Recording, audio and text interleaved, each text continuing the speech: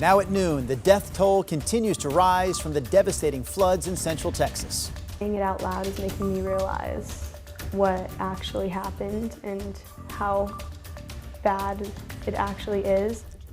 We'll have the latest on rescue efforts to find the people who are still missing. Plus, 2 local sisters suing the Multnomah County Sheriff's Office. I remember her telling me, well, you can't wear it here. You're in jail. What they were told they couldn't wear and why they say it violated their rights. Also ahead, the struggle to rebuild in Eastern Oregon. It's really hard. I wouldn't wish this on anyone. We'll visit the small town of Burns, where residents have spent months trying to recover from a severe flood. And later, the work to bring one of Portland's most recognizable landmarks back to downtown. KGW News at noon starts right now.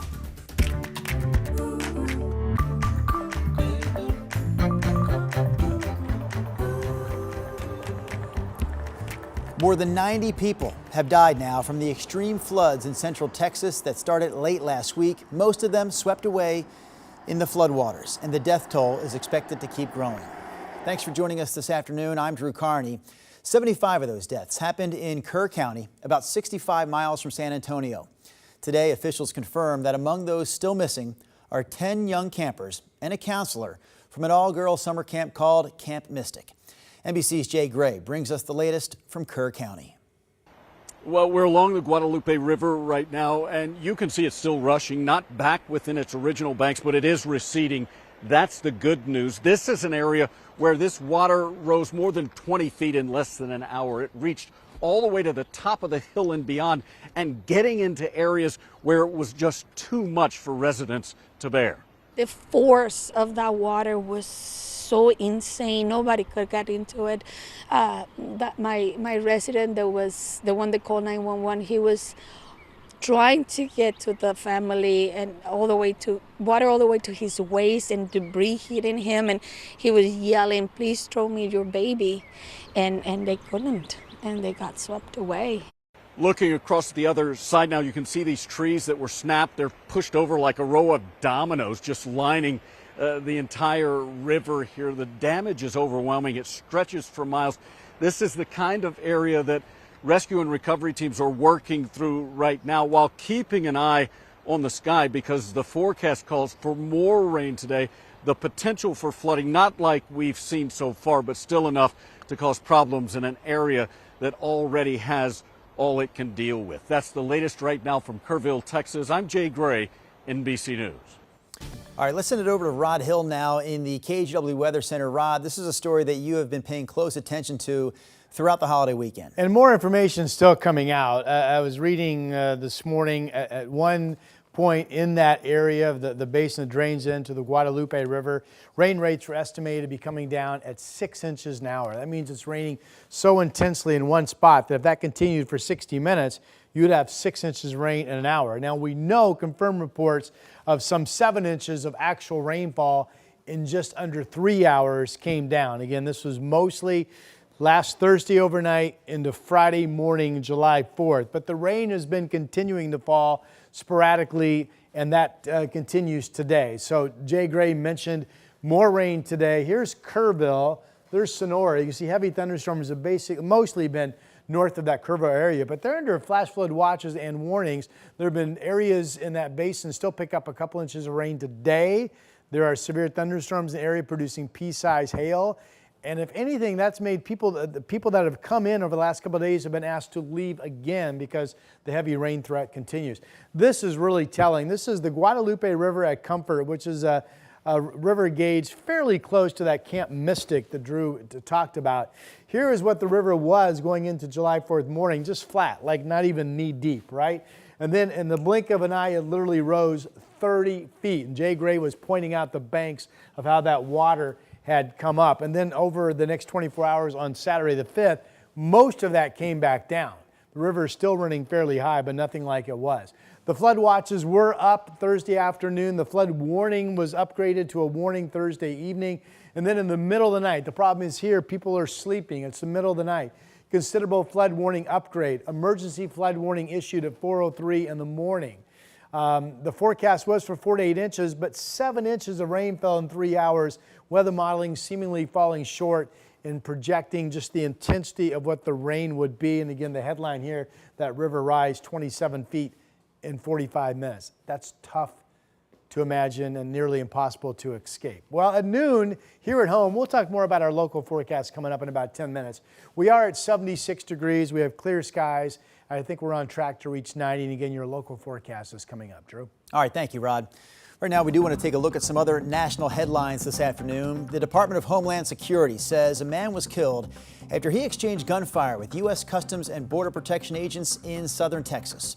Police say the 27-year-old suspect was armed with a rifle and he opened fire earlier this morning at the entrance of a federal government building near the Mexican border. 2 officers and a Border Patrol employee were hurt, including one who was shot in the knee. All 3 were taken to a hospital. Investigators are still working to determine a motive. 3 people died from a shooting early this morning at a street party in Philadelphia. Witnesses say more than 100 shots were fired into a crowd. More than a dozen people were hit, including 2 children, but both are expected to be okay. Police say they took one person with a weapon into custody. There's no word yet, though, on what led up to the shooting. Trade tensions are flaring again today. This morning, President Trump threatened Japan and South Korea with 25% tariffs and even higher duties for goods he says are being transported through the 2 countries to avoid taxes. After the president made that announcement, markets took a downturn, with the Dow Jones and the S&P 500 falling roughly 1%. There are reports that TikTok is building a new version of its app for users here in the U.S., while the wait continues for a sale of the app that would keep it from getting banned in the United States. President Trump delayed a ban to September, marking the 3rd time he's extended the deadline. And that's a look at some of today's national headlines. Back here locally, 2 sisters are suing the Multnomah County Sheriff's Office and 3 detention center officers after they say they were forced to remove their hijabs during their arrest. It happened last June when Serene Abwelhawa and her sister were both arrested after taking part in what they described as a peaceful demonstration for Palestine at Portland's Grand Floral Parade. According to court documents, Serene was taken into custody after lying in the street during the protest. She claims that one of the female officers at the detention center demanded that she take off her hijab. Court documents show that her sister was also forced to take off hers. I remember her telling me, well, you can't wear it here. You're in jail. And I responded with, just because I'm in jail doesn't mean I'm no longer Muslim. Like, I'm not taking it off. Serene also says she was forced to take her mugshot without her hijab, and she was seen by male officers while waiting to be released. The charges against the sisters were eventually dismissed, but they say they hope their lawsuit brings change to how people wearing religious coverings are treated during an arrest. We also reached out to the sheriff's office, but were told they don't comment on pending litigation or any circumstances surrounding it. Sherwood police say they have a suspect in custody after a shooting on Sunday that involved one of their officers. It happened just before 4:30 yesterday afternoon on Southwest Langer Farms Parkway. We're still waiting for details on exactly what happened here, but video from the scene shows a police vehicle that looks like it got hit. It also looks like a white pickup truck was involved in the crime scene. Tualatin Valley Fire and Rescue says 2 people were taken to the hospital. We spoke to a man who lives near this part of Sherwood. It's pretty unnormal for this part of town. It's normally very safe and quiet and family oriented. The major crimes team with the Washington County District Attorney's Office is investigating this shooting. The U.S. Marshals Service is following up on a lead that Travis Decker, the father accused of killing his 3 daughters in central Washington several weeks ago, may be in Idaho at this point. The Marshals Service received a tip from a family who was visiting the Sawtooth National Forest. They say they saw a man who matched Decker's description. They described the person they saw as between 5'8" and 5'10", with a black hat, black earrings, a cream-colored T-shirt, black shorts, and a long ponytail. The family also said he had an overgrown beard and a mustache and was wearing a black JanSport backpack.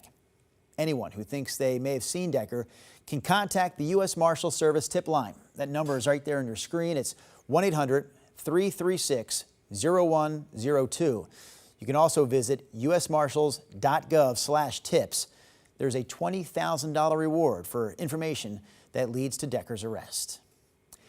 Our next story this afternoon comes from Eastern Oregon. Many homes in Harney County remain vacant after devastating floods there this spring. KGW's Thomas Schultz has more on the rebuilding efforts after visiting the small town of Banks.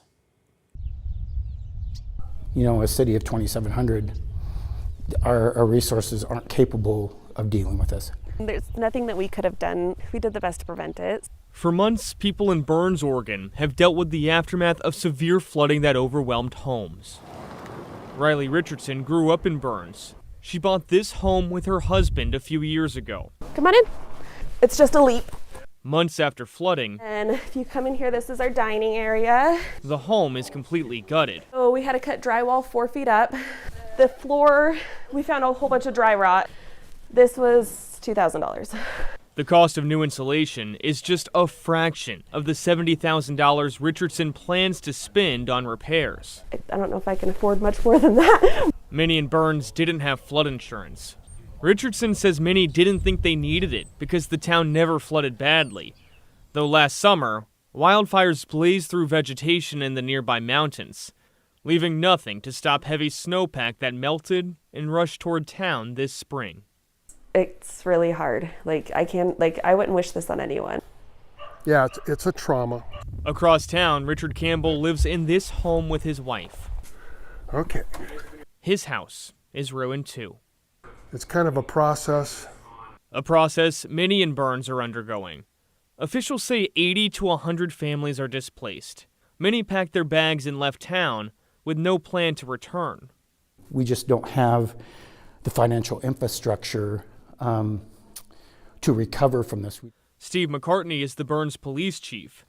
He says the floods hollowed out Burns and its tax base. This is a reminder that we have no control. McCartney says the town was barely scraping by before the storm. Now there's uncertainty if they'll ever be able to rebuild. We've got a tremendous amount of challenges to work through. While city officials plan for the future, residents focus on tomorrow. Some days it feels like you just can't catch a breath, because you're just getting smacked with more things.